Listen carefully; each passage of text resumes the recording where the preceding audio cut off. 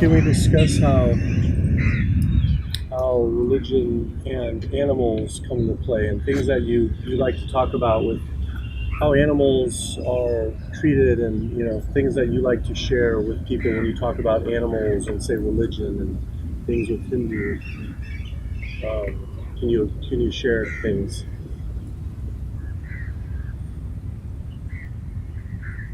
Well, you see, when you say religions,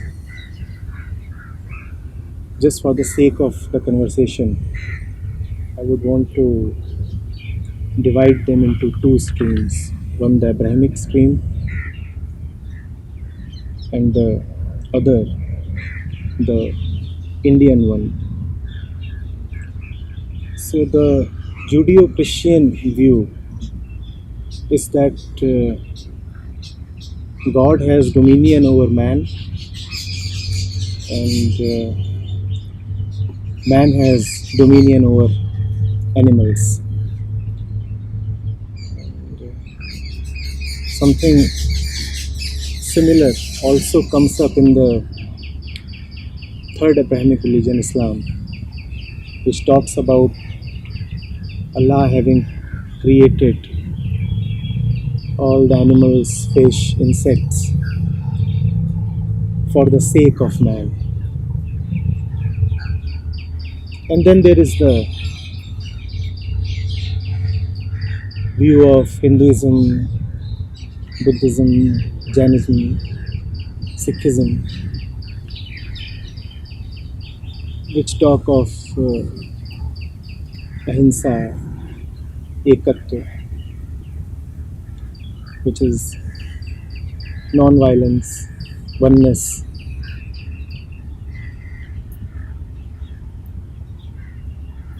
But I'm not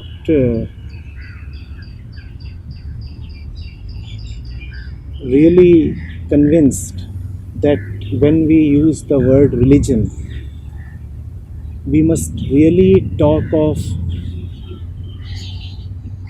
the view that organized religions take of this matter.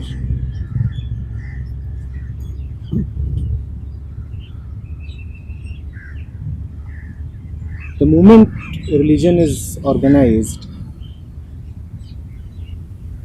it becomes something man-made.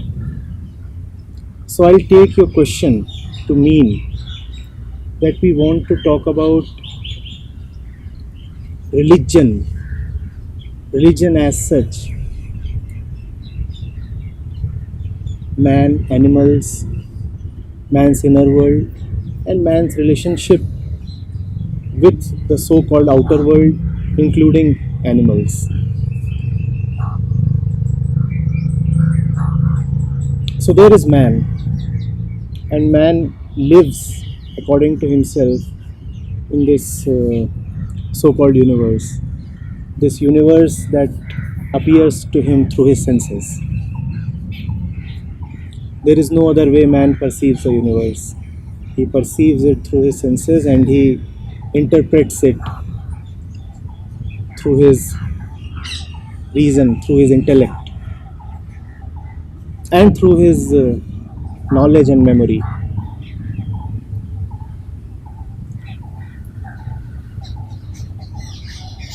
Now, how does man relate with the world? How does man know what to do, how to approach, how to touch, how to live, how to eat, how to talk, how to connect? That to me is the essence of religion. Man's relationship with himself and the world. That is religion, and that is also the essence of all organized religions. Hence, I find it more beneficial to talk about religion itself than the various organized religions. I have named just 6 in the course of this talk, but as you of course know, there are hundreds of them. And would be more useful to directly go into the one rather than the hundreds and get lost in the maze. That's not very useful. So, man's relationship with the universe.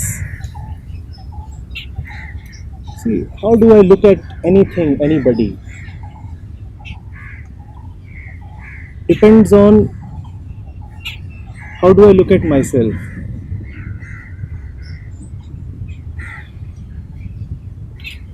If there is a pool of water and I am playful, then the pool of water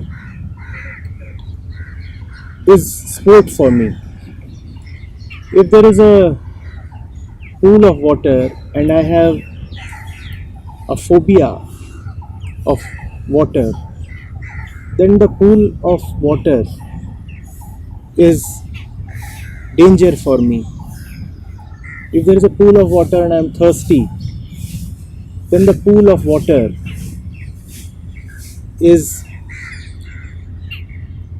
physical sustenance and survival for me. So depending on who I am and depending on what my concept is, self-concept and self-worth, I take a view of the world. Now if I am someone who is always feeling incomplete within himself, if I am someone who exists in order to take something, snatch something, extract something from the universe in order to fulfill himself, then my view of the universe will be very utilitarian, rather exploitative. So there is that little squirrel there. Even as we talk, she is there with her tail up. How do I look at her? How do I look at her? I could look at her as food, if hunger is what I most identify with. I could look at her as a companion. Whatever is the form she takes for me is very, very intimately related to the form that I have assigned to myself. The squirrel will disappear in a while, and she has indeed disappeared. She is no more there. She is all with herself somewhere. The squirrel will disappear, but that which I carry as myself will not. I will carry it. I will keep carrying it. If I am feeling incomplete, that incompletion will remain irrespective of the temporal presence and disappearance of anything outside of me. If I always feel hollow and hungry, then everything in the universe is but a resource for me. I will want to exploit the man, the woman, the tree, the rock, the child, the animal, just everything. The extent to which I can exploit would depend on my power. And because to me this exploitation is itself a very important value in life, so I value myself according to my ability to exploit. The more I can exploit, consume, plunder and hoard, the more I take myself to be. I am bigger if I can exploit more.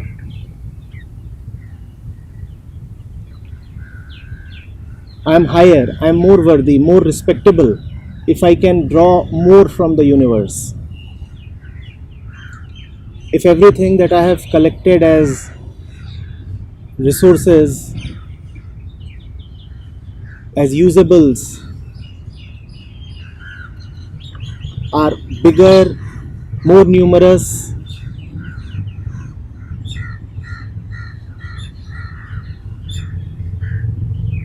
more in utility.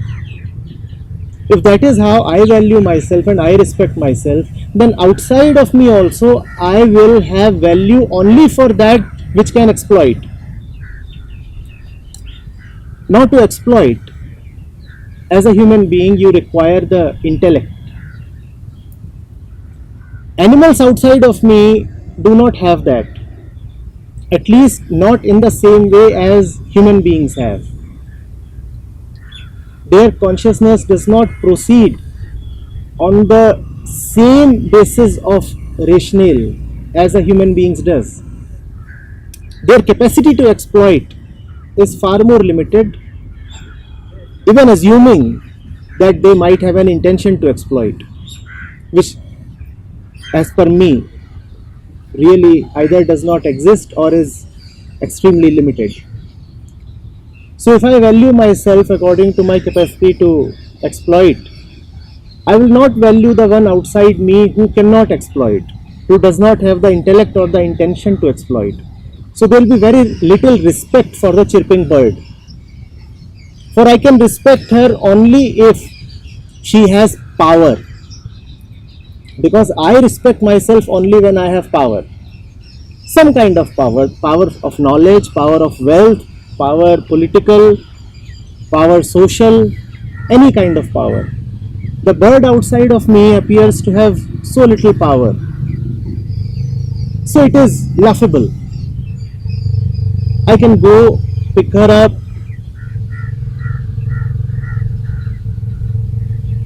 do whatever I want to do with her. Now, if this is how man relates with animals, then man is saying that everything that limits him is valuable.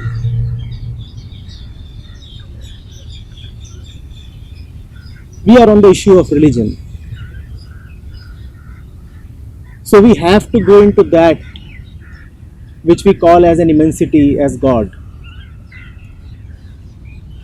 Now man is proud of his intellect. All exploitation proceeds on that. And in fact, one of the reasons why animals are taken as fit for exploitation is that they really are not rational beings. So it is said that we can do as we want to do with them because they are lesser beings. Having an intellect, does it really make man superior to animals? Yes, of course, the dog cannot read. Yes, of course, the dog cannot comprehend our books and our knowledge. But if all reading and all knowledge is for the sake of peace, is for the sake of a great silence, then please tell me whether man's intellect and knowledge are indeed able to deliver the goods. Knowledge is limited, intellect is limited, knowledge always consists of objects and every object has a boundary.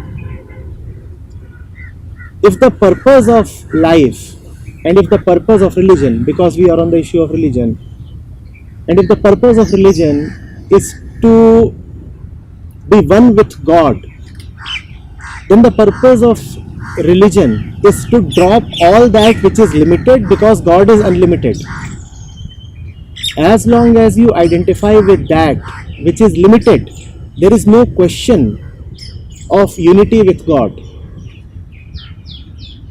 Intellect is limited, and intellect prevents man from closeness with God. You cannot intellectualize your way to silence. I want to now ask, what is closer to goodness and godliness? Man's intellect or the simple innocence of animals? Now we have come to a point where we can also look more sharply at the view that man is superior to animals and that man has dominion over animals. I have repeatedly said this and would repeat once again. Is man really superior to animals? If God stands for innocence, then animals are closer to God. If God stands for a simple surrender to the flow of life, then animals are closer to God. If God stands for a basic ability to trust, then animals are closer to God. If God stands for a relation that is deeper than verbal communication, a heartfelt communion, then again animals are closer to God compared to man. But man will live in his self-centered consciousness. Man will say that my greatest asset is my intellect because it helps me do a lot of things with the world. And if man's greatest asset is his intellect, then man will always look at animals as not only inferior but also just things to be had. And he will look at not only animals that way, he will look at everything that way. If you are a man, you will exploit a woman, you will exploit a river, you will exploit everything that you come across. If it were in your power, you would go and exploit the entire galaxy.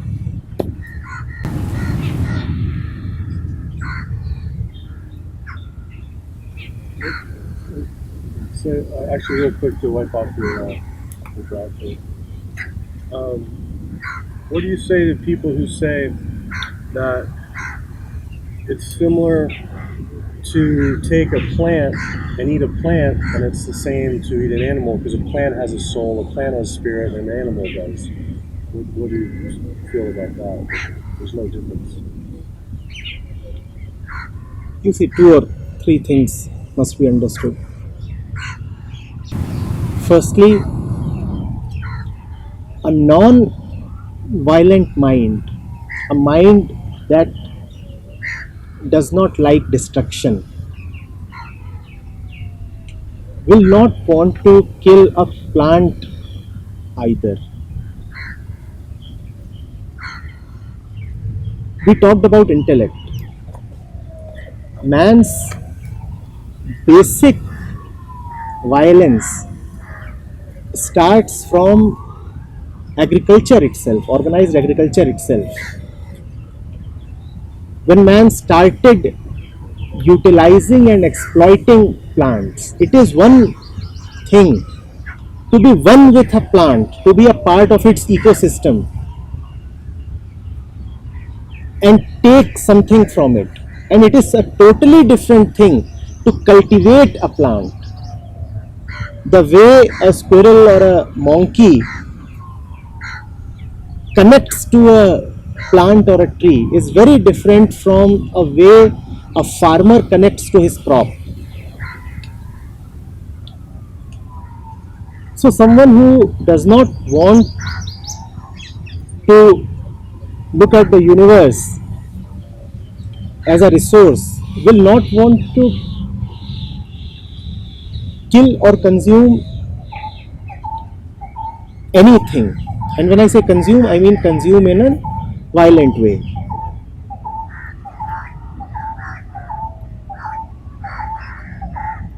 There is enough that a tree offers. There is enough that comes to us from plants and trees, even if we do not kill them. In fact, if you see, when a fruit drops from a tree, the tree in some way wants that the fruit be consumed. When you pick up the fruit, when you consume it, the seeds actually get spread through you.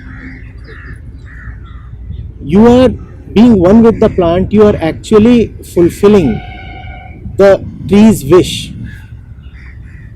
If you do not pick up the fruit and eat, then it's not a favor to the tree, then it is indifference.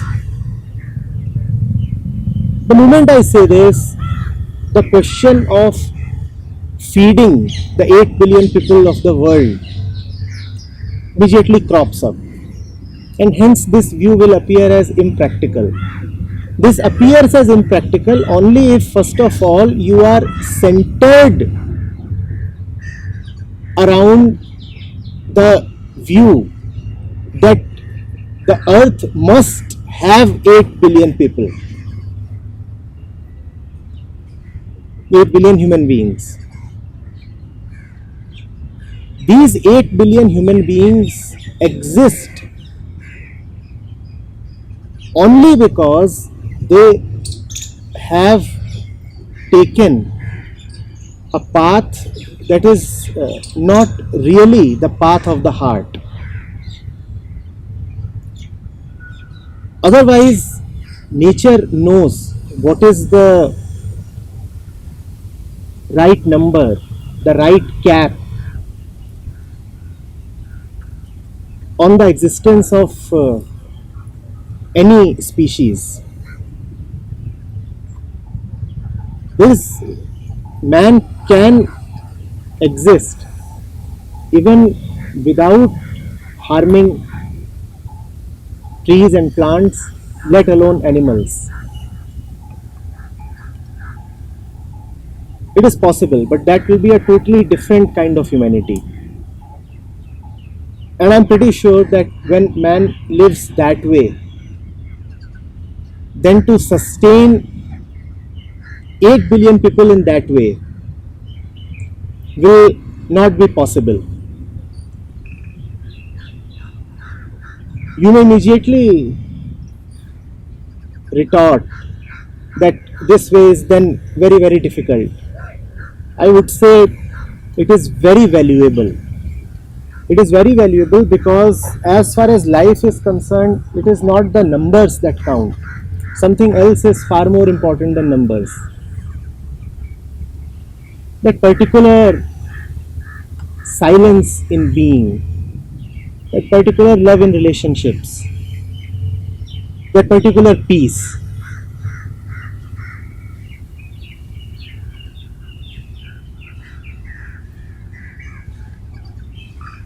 Be it a plant, be it an animal, be it a human being, the exploitative mind is the same.